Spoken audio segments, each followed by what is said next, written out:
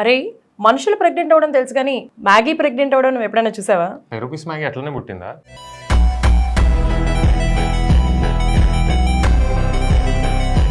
నాకు రాజారాణి movie dialogue గుర్తొస్తుంది. Japan వాడు ఏదేదో కనిపెడుతుంటే మీరు ఇదారా కనిపెట్టేది. జపాన్ వాళ్ళు అక్కడ ఏవేవో కనిపెడుతుంటే ఈ ఎదవేం కనిపెట్టుకొచ్చాడు చూడు. కష్టపడి చదువుకుంటే దేన్నైనా కనిపెట్టచ్చు. అక్కడ చూడు, తండ్రి కూరగాయలు అమ్ముకుంటుంటే ఆ బండి కింద కూర్చొని ఎంత శ్రద్ధగా పిల్లలు చదువుకుంటున్నారు.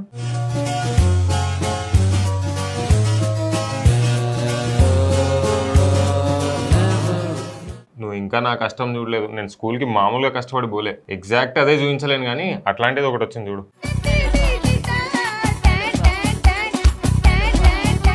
అందులో నీ కష్టం ఏముందిరా? మీ నాన్న కదా కష్టపడింది నేను స్కూల్కి రావడానికి. తీసుకురావడానికి మాత్రమే మా నాన్నకు కష్టం, లోపల కూర్చోడానికి నాకు కష్టం. 8 గంటలు కూర్చోవాలి. నాకు అర్థం కాలేదు సార్. నువ్వు కష్టానికి స్పెల్లింగ్ మీనింగ్ తెలియని బ్యాచ్ నాకు ఎప్పుడో తెలుసు కానీ ఆ అమ్మాయి చూడు 22 ఏళ్లకే కష్టపడి సర్పంచ్ అయింది.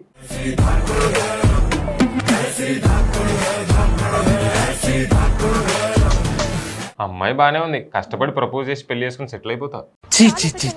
ఆడది కనబడితే చాలు. నువ్వు సునామీకి ముందు పుట్టావా తర్వాత పుట్టావా? ముందే పుట్టా. మరి అయినా ఎందుకురా బాబు నిన్ను ఎత్తుకుపోవాలా? నేచర్ ఎప్పుడైనా స్ట్రాంగ్ సిగ్నల్స్ ఇస్తుంది చూడు, నేను చెప్తా.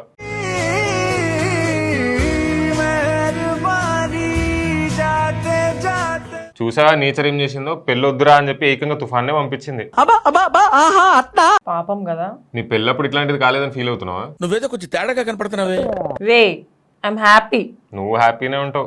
నేను నీకేం అపకారం చేశాను రా, నన్ను ఇంత క్షోభ పెడుతున్నావు? బ్లూ డ్రమ్ వచ్చాక సిచ్యుయేషన్సే మారిపోయినాయి ప్రశాంత్. ఆడాల పగలు చూసినావు నువ్వు, మొగాడు పగబడితే ఎలా ఉంటుందో చూడు.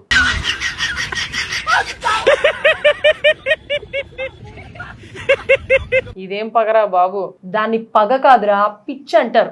ఈ మాత్రం దానికి ఇంత షాక్ అవుతాడేంట్రా? నీకు ఒక ఫినిషింగ్ టచ్ వార్త చెప్తాను విను. అవును ఎప్పుడైనా ట్రైన్ లో టాయిలెట్కి వెళ్ళావా? వెళ్ళాను. అడ్డమైన సమస్యలు తింటే ఎల్లక ఏం చేస్తావులే కానీ ఎక్కడికి వెళ్ళినా ఈ టాయిలెట్ కి మాత్రం వెళ్ళకరా.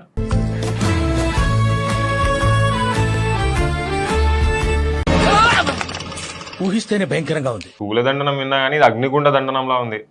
ఆ మాట నువ్వు చెప్పకూడదు. ఎందుకు చెప్తున్నావు?